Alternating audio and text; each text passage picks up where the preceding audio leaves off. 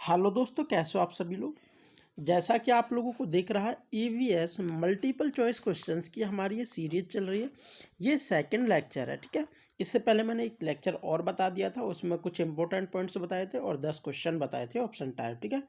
तो यहाँ पे मैं ऑप्शन को किस प्रकार से हमारे पास सॉल्यूशन है उसका एक्सप्लेनेशन भी दूंगा, और हमारे पास में 15 क्वेश्चन हैं, ठीक है। तो फर्स्ट क्वेश्चन है, खाद्य श्रृंखला की सबसे कमजोर कड़ी कौन सी होती है। तो सबसे कमजोर कड़ी कौन सी होती है हमारे पास में, सर्वोच्च उपभोक्ता। जो सर्वोच्च उपभोक्ता होता है वो सबसे कमजोर कड़ी होती है। वो क्यों होती है मैं आप लोगों को बताना चाहूँगा। क्योंकि जब पादप होती हैं, ठीक है, जैसे हमारे पास में घास वगैरह होती है, तो यहाँ से 90% एनर्जी का तो एब्जॉर्प्शन कर लिया जाता है, मतलब यूज कर ली जाती है। नेक्स्ट स्टेप के लिए केवल 10% एनर्जी ही जा पाती है। जब एनर्जी कम जाएगी तो जाहिर सी बात है कमजोर कड़ी भी होगी। यहाँ पे 10% गई थी, अब इसका 90% भाग जो आगे वाला पार्ट है वो यूज कर लेगा, फिर आगे इसका केवल 10% ही भेज पाएगा।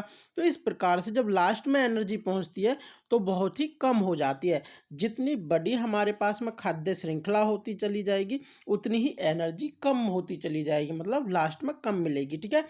तो ये इसका सॉल्यूशन है। नेक्स्ट क्वेश्चन, ऑप्शन नंबर आप लोगों को डी दिख ही गया है, क्योंकि यहाँ पर इसका सॉल्यूशन बता रखा है, क्योंकि यहाँ पे एनर्जी सबसे कम पहुँचती है, ठीक है। फिर नेक्स्ट पॉइंट है हमारे पास में, नेक्स्ट क्वेश्चन है, खाद्य श्रृंखला के अंतिम सिरे पर कौन होता है।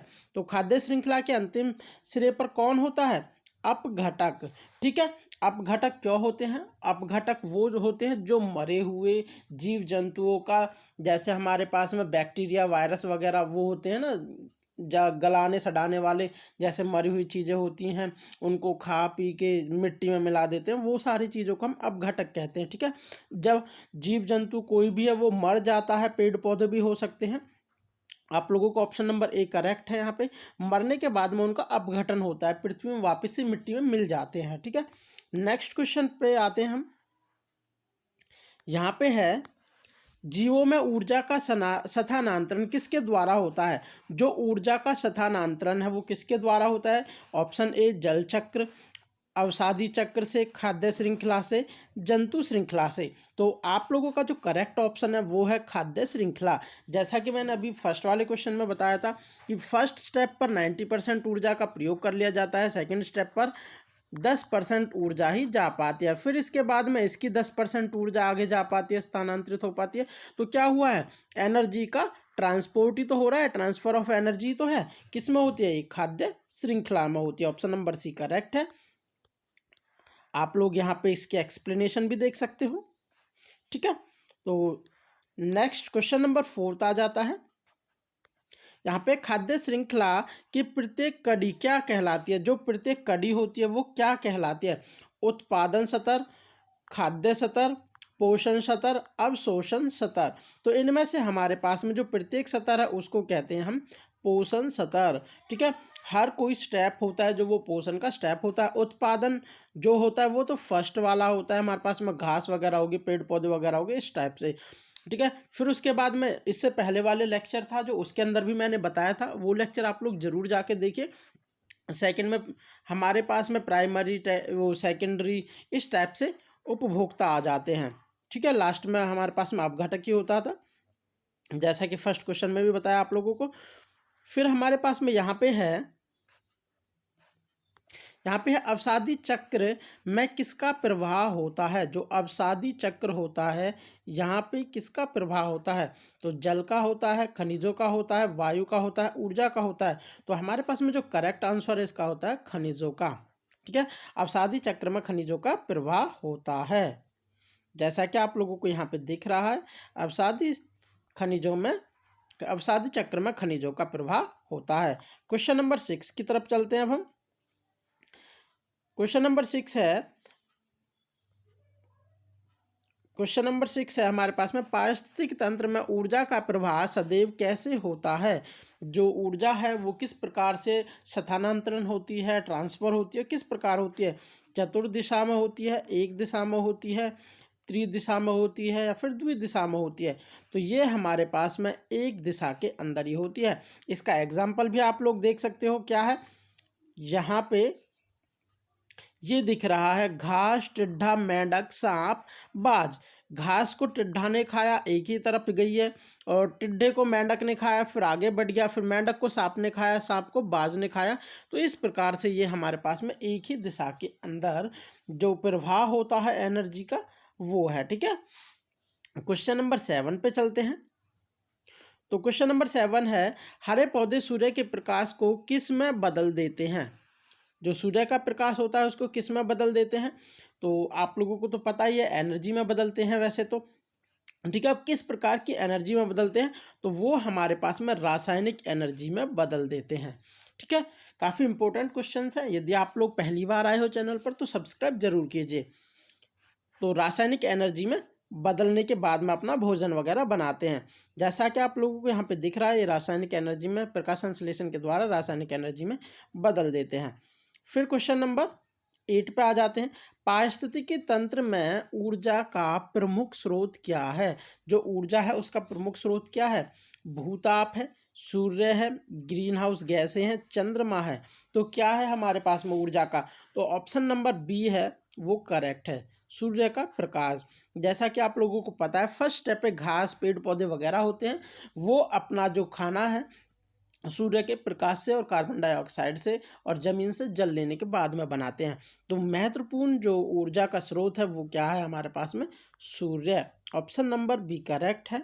नेक्स्ट क्वेश्चन, पादपों में शाकाहारी जंतुओं में कितनी ऊर्जा पहुंचती है? पादपों से शाकाहारी जंतुओं में मतलब पादप कौन से हो गए? घास वगैरह हो गए। ठीक है, यहाँ घास है, घास के बाद में शाकाहारी जंतु आ जाते हैं। ठीक है, शाकाहारी। ठीक है, तो यहाँ तो 100% एनर्जी होती है ये, लेकिन 90% को यूज कर लेते हैं, बचती कितनी है? 10%। ठीक है, केवल 10% ही शाकाहारी के पास पहुंच पाती है। तो ऑप्शन नंबर जो ए है हमारे पास में वो करेक्ट है। यदि इसके बाद में क्या आते हैं? इसके बाद में आते हैं हमारे पास मांसाहारी। ठीक है, जो सर्वाहारी हो, वो जो शाकाहारी होते हैं उनको मांसाहारी खाते हैं। तो मांसाहारी के पास में भी केवल 10% भाग पहुंचेगा। किसका? इसका 10% भाग पहुंचेगा। तो ये हमारे पास में 1/1000वां भाग हो जाएगा। ठीक है, आगे जब अगले स्टेप पे चलेंगे, ये तो 10वां भाग हो गया हमारे पास में, 1/10वां भाग हो गया है। ठीक है, ये 1/100वां भाग हो जाएगा। ऐसे ऐसे एनर्जी बढ़ती चली जाएगी। अगर ये चीज़ आप लोगों को समझना आए तो मैं आप लोगों को एक मैथमेटिक्स की टर्म में एक छोटी सी 2 मिनट की वीडियो बना दूंगा, कमेंट सेक्शन में ज़रूर बताएं। ठीक है, बाकी आप लोगों को पता चल गया है कि 10% आगे जाएगा, क्योंकि 90% ऊर्जा का यूज उपयोग कर लिया जाता है और इसके बाद 10% ऊर्जा का ही स्थानांतरण हो पाता है। ठीक है, फिर हमारे पास में नेक्स्ट है, पारिस्थितिक तंत्र के स्वपोषी घटक कौन होते हैं? जो स्वपोषी हैं, खुद से भोजन बनाते हैं, वो कौन से घटक होते हैं? सूक्ष्म जीव खुद से भोजन बनाते हैं? नहीं बनाते। परभक्षी जो दूसरों पर निर्भर करते हैं वो तो बिल्कुल नहीं बनाते। ये पादप है। अब पादप और ये हमारे पास में मृत जीवी जो मरे हुए सड़े गले चीज़ों को खाते हैं, जिनको हम अपघटक कहते हैं, उनकी बात कर रहे हैं, मृत जीवी। तो मृत जीवी भी नहीं बनाते। तो कौन बनाता है खुद से भोजन? पादप बनाते हैं सूर्य के प्रकाश में। ठीक है, लास्ट वाले लेक्चर में भी बताया था ये। ठीक है, जैसा कि आप लोगों को एक्सप्लेन भी यहाँ पे हुआ पड़ा है, सूर्य के प्रकाश से बना लेते हैं। नेक्स्ट क्वेश्चन है, हरे पौधों को पारिस्थितिकी तंत्र में क्या कहा जाता है? हरे पौधे हैं वो क्या होते हैं? संप्रेषक, उत्पादक, उपभोक्ता, परावर्तक। तो करेक्ट आंसर है जो इसका ऑप्शन नंबर बी है, उत्पादक। जो फर्स्ट स्टेज है वो उत्पादक मतलब प्रोड्यूसर कहते हैं पेड़ पौधों वगैरह को। ठीक है, नेक्स्ट है क्वेश्चन नंबर 12, मृदा अपरदन को किससे बचाया जा सकता है? जो मृदा की ऊपरी परत है वो उखड़ के बह के चली जाती है जब पानी बारिश वगैरह होती है, तो उसको हम किससे बचा सकते हैं? पशुओं के अत्यधिक चराई से। पशुओं को जब हम अत्यधिक चराई करेंगे तो उससे तो नहीं बचा पाएंगे, क्योंकि इससे तो और भी ज़्यादा जो घास फूस है वो ख़त्म हो जाएगी और मिट्टी पे जो पकड़ है वो छूट जाएगी। वनस्पतियों के कटाव से के द्वारा, वनस्पतियों के कटाव के द्वारा भी नहीं हो सकता है। वनारोपण के द्वारा, वनारोपण क्या होता है, वनों को वापस से हमें उगाना है, लगाना है, ठीक है, पेड़ लगाने की बात कर रहे हैं। पक्षियों की जनसंख्या बढ़ाकर, तो जनसंख्या बढ़ाने से भी मिट्टी के अपरदन को नहीं रोका जा सकता है, तो ऑप्शन नंबर सी क्या है, करेक्ट है। और अधिक से अधिक जब हम वन लगाएंगे तो हम मिट्टी के अपरदन को रोक सकते हैं, ठीक है। जैसा कि यहाँ पे आप लोगों को दिख रहा है, ये पेड़ों की जड़ें भूमि को पकड़े रहती हैं और मिट्टी के कटाव को रोकती हैं, ठीक है। नेक्स्ट क्वेश्चन हमारे पास है क्वेश्चन नंबर 13। प्राकृतिक पारिस्थितिक तंत्र का उदाहरण क्या है। प्राकृतिक पारिस्थितिक तंत्र का उदाहरण बताना है अब। तो यहाँ पे खेत है, बांध है, झील है, पार्क है। तो खेत भी खुद से ही ह्यूमन ने बनाए हैं, डेवलप किए हैं अपनी खेती वगैरह करने के लिए। बांध वगैरह आप लोगों को पता ही है मानव निर्मित ही होते हैं।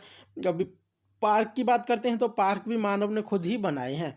तो हमारे पास में जो झील वगैरह हैं, ये हमारे पास प्राकृतिक झीलें होती हैं, ठीक है। कुछ झीलें होती हैं मानव निर्मित भी होती हैं, लेकिन हमारे पास में प्राकृतिक झीलें भी होती हैं। तो यही है, एक प्राकृतिक संसाधन है। अब देखते हैं कि प्राकृतिक संसाधन एक्सप्लेनेशन में इसमें क्या लिखा हुआ है। तो झील हो गया है, समुद्र हो गया, पहाड़, वन, सूर्य हो गया, चंद्रमा हो गया, नदी, झरने आदि, ये सभी हैं प्राकृतिक पारितंत्र के उदाहरण है, ठीक है। ये आप लोगों को कोई भी दे रखा हो तो ये प्राकृतिक पारितंत्र के उदाहरण है। फिर हमारे पास है, वनों को नष्ट करने का प्रभाव किस पर पड़ता है। वनों को जब हम नष्ट करते हैं तो उसका प्रभाव किस पर पड़ता है। मृदा अपरदन पर पड़ता है, खरपतवार नियंत्रण पर पड़ता है, सूर्य के प्रकाश पर पड़ता है, चराहों की वृष्टि पर पड़ता है, ठीक है, वृद्धि पर पड़ता है। तो चराहों की वृद्धि वगैरह तो होगी नहीं, इससे कि लिए हमने वनों को काट दिया है, जो क्या कहते हैं, भेड़ बकरी, ये गाय भैंस ये बढ़ गए हैं, ऐसा तो नहीं हो सकता। सूर्य का प्रकाश, पेड़ों से तो कुछ नहीं होगा, जितना प्रकाश फेंक रहा है सूर्य उतना ही देगा, ठीक है। फिर खरपतवार नियंत्रण, खरपतवार नियंत्रण थोड़ी ना हो जाएगा। खरपतवार नियंत्रण के लिए तो हमें कीटनाशकों का यूज़ करना पड़ता है। वैसे तो कम से कम कीटनाशकों का यूज़ करना चाहिए, क्योंकि हम ईवीएस के लिए तभी हमारे पास में फ़ायदेमंद है पर्यावरण के। तो मृदा अपरदन पर ही प्रभाव पड़ेगा। जब वनों का जो डिफोरेस्टिंग है, डिफोरेस्ट्रेशन होगा, तो वनों का जो मृदा अपरदन है वही होगा, ठीक है। नेक्स्ट क्वेश्चन, क्वेश्चन नंबर 15 है, पर्यावरण व पारिस्थितिकी का जैविक घटक क्या है। जो जैविक घटक है, जीता जागता घटक है, वो क्या है पारिस्थितिकी का। मृदा है, जल है, वायु है या वनस्पति है। तो हमारे पास में इसका ऑप्शन नंबर डी करेक्ट है, वनस्पति, ठीक है। तो वनस्पति क्यों है, क्योंकि वनस्पति पेड़ पौधों का ही एक भाग होता है। तो उसी टाइप से जो सांस ले सकते हैं, चल सकते हैं, अपना भोजन करते हैं, इस टाइप के जो होते हैं वो जैविक घटक होते हैं। जैविक मतलब जो जीते जागते होते हैं। एक अजैविक घटक होता है। अजैविक घटक में क्या क्या आ जाएगा, मृदा, जल, वायु, ये अजैविक घटक के अंदर आ जाते हैं, ठीक है। और जैविक घटक में पेड़ पौधे, मनुष्य, वनस्पति, जंतु, इस टाइप की जो भी चीज़ें हैं वो जैविक घटक में आ जाते हैं, ठीक है। तो आज के लेक्चर में बस इतना ही। यदि आप लोगों को लेक्चर पसंद आया है तो चैनल को सब्सक्राइब जरूर कीजिए एंड बेल आइकन को प्रेस करना न भूलें। ये हमारे पास में ईवीएस मल्टीपल चॉइस क्वेश्चंस की सीरीज़ चल रही है और इसी प्रकार की और भी सीरीज आती रहेगी। Thank you, take care, bye bye. मिलते हैं इसी प्रकार के किसी नेक्स्ट इंटरेस्टिंग वीडियो में।